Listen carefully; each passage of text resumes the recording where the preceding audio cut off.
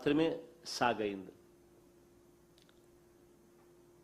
దాదాపుగా 80% మాత్రమే సాగు నమోదు చేసిన పరిస్థితులు కనిపిస్తూ ఉన్నాయి.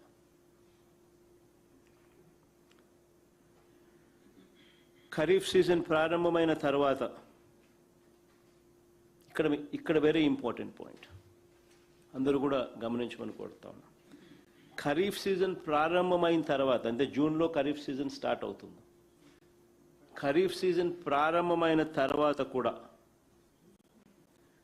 మధ్యలో జూలై 10న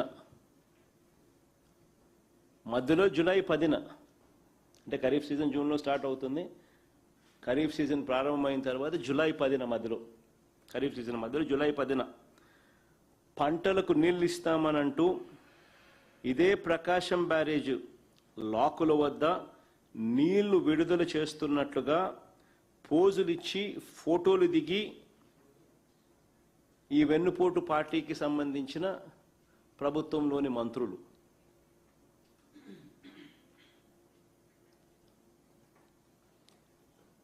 ఈ మాదిరిగా పబ్లిసిటీ స్టంట్ చేశారు.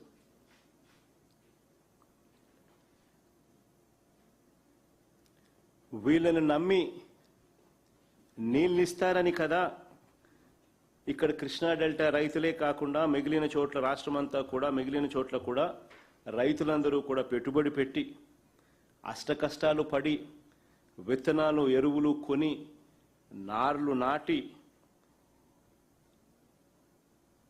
వ్యవసాయం లేకి వేగంగా అడుగులు ముందుకు వేశారు. ఇవాళ వేసిన నార్లన్నీ కూడా ఎండిపోయిన పరిస్థితి, ఎండుతా ఉన్న పరిస్థితులు. ప్రతి ఎకరాకు రైతుకు కనీసం 15,000 రూపాయలు ప్రతి రైతు కూడా నష్టపోయిన పరిస్థితులు కనిపిస్తూ ఉన్నాయి. ఇక్కడ అందరూ గమనించమని కోరుతా ఉన్నా. ఎల్నినో ఎఫెక్ట్ ఉందని తెలుసు. ఎల్నినో ఎఫెక్ట్ ఉంది అని తెలుసు. జూన్లో డెఫిసిట్ రెయిన్స్ పడ్డాయి అని తెలుసు. ఎల్నినో ఎఫెక్ట్ ఉంది అని తెలుసు. జూన్లో డెఫిసిట్ రెయిన్స్ పడ్డాయి అని తెలుసు.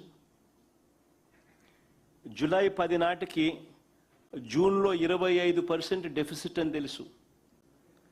జూలై 10 నాటికి జూలై నెలలోనే 66% డెఫిసిట్ అని కూడా తెలుసు.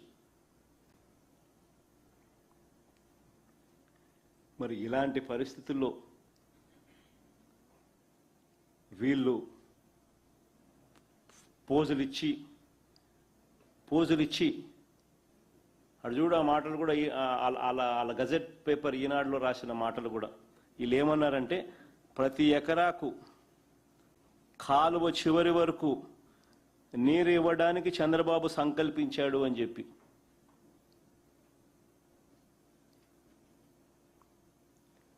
అని వీళ్ళు పబ్లిసిటీ ఇవ్వడంతో రైతులు వీళ్ళ మాటలను నమ్మి పెట్టుబడులు పెట్టారు.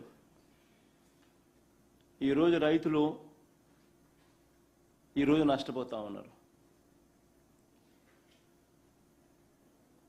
వీళ్ళు నీళ్ళు ఇవ్వని కారణంగా. ఒకవైపు వర్షాలు లేక సంక్షోభం వస్తే, మరోవైపు చంద్రబాబు నాయుడు గారు మానవత్వం అనేది లేకుండా వ్యవహరిస్తూ ఉన్నారు. ఇక్కడ మరీ ముఖ్యంగా రాయలసీమ గురించి నేను ప్రస్తావించాలి. ఎందుకనంటే ఎంత మానవత్వం లేకుండా వ్యవహరిస్తూ ఉన్నాడు ఈ మనిషి అని చెప్పి ఒక్కసారి రాయలసీమ పరిస్థితిని గమనిస్తే ఇట్టే ఎవరికైనా అర్థమవుతుంది.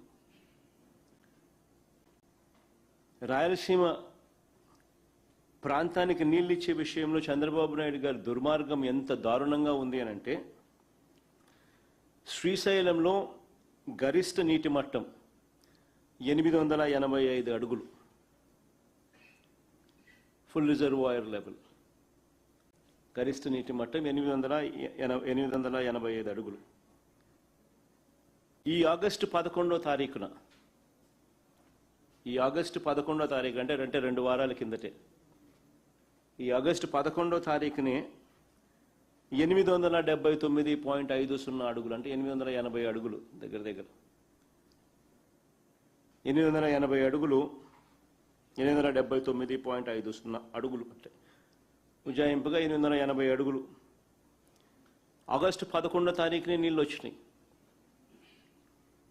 అవకాశం ఉన్నా కూడా పోతిరెడ్డిపాడు ద్వారా కిందకు రాయలసీమ ప్రాజెక్టులకు నీళ్లు సరిపడా ఇవ్వడానికి చంద్రబాబు నాయుడుకు మనసు రాలేదు.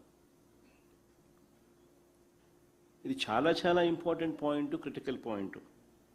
ఎందుకనంటే పోతిరెడ్డిపాడు హెడ్ రెగ్యులేటర్ ద్వారా శ్రీశైలం నుంచి నీళ్లు విడుదల చేయాలి అని అంటే 880 అడుగులు ఉంటే 44,000 ఫుల్ డిశ్చార్జ్ కెపాసిటీతో పోతిరెడ్డిపాడు నుంచి నీళ్లు కిందికి వదలచ్చు. నీటి మట్టం తగ్గే కొద్దీ